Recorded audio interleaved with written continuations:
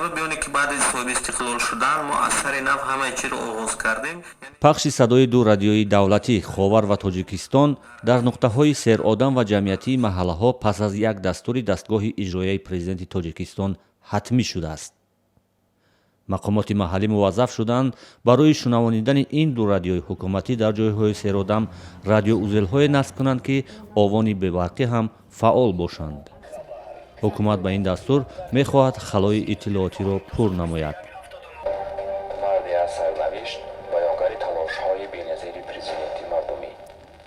дар ҷамоати чорбоғи ноҳияи Варзоб ин дастур ба зудӣ амалӣ мешавад ва ҳоло дар 12 нуқтаи серодам радиоузелҳо насб карданд.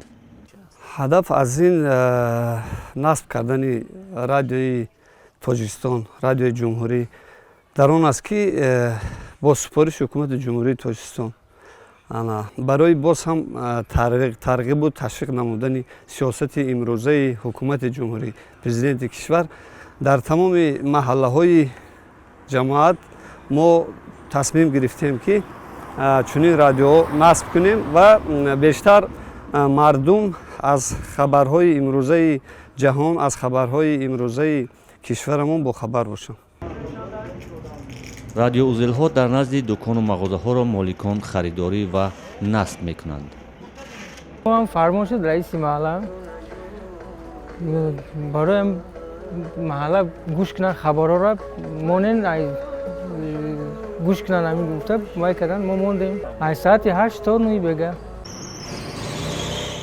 сокинон дар ин ташаббуси ҷадиди мақомот мекӯшанд ҳадафҳои ахлоқӣ бубинанд ва аз ин дидгоҳ ба он хушбин ҳастанд. тарафдориями халқу бачаҳо када ки ягон хулигандӣ накунанд, мисол барои бад нараванд, раҳмати калон. мо модарон ҳам хел тарафдори ҳам хеле баё ҳастем, ки мағозаҳо ҳам хеле радиои Тоҷикистон ё ки хабарои хуш мурда бай кунанд.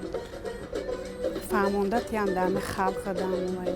таҳлилгарон мегӯянд, насби чунин радиоҳо дар маконҳои умумӣ амнияти иттилоотии кишварро дар баъзе аз минтақаҳо метавонад таъмин кунад. В зоне Ригара у нас вещает, как правило, дар ноҳияҳои марзии Турсунзода расонаҳои Ӯзбекистон ва дар шаҳри Туз бештар воситаҳои ахбори оммаи Афғонистон ҳастанд. дар наздикии марзи Тоҷикистону Қирғизистон мардум аз расонаҳои қирғиз низ истифода мекунанд. ман фикр мекунам, дар чунин шароит пеш гирифтани ин иқдом саривақтӣ ва дуруст аст ва метавонад амнияти иттилоотии кишварро таҳким бахшад. Он, в принципе, достаточно приемлем.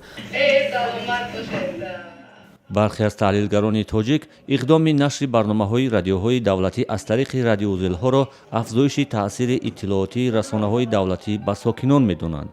ба қавли онҳо ин иқдом якҷониба аст ва боиси бад шудани плюрализми андешаҳо мегардад. феълан дар Тоҷикистон 16 радио фаъол аст, ки мавҷи аксарашон танҳо дар пойтахт ва навоҳии наздик ба он дастрас аст. аз ин теъдод 10 шабакаи радиоӣ мустақил аст.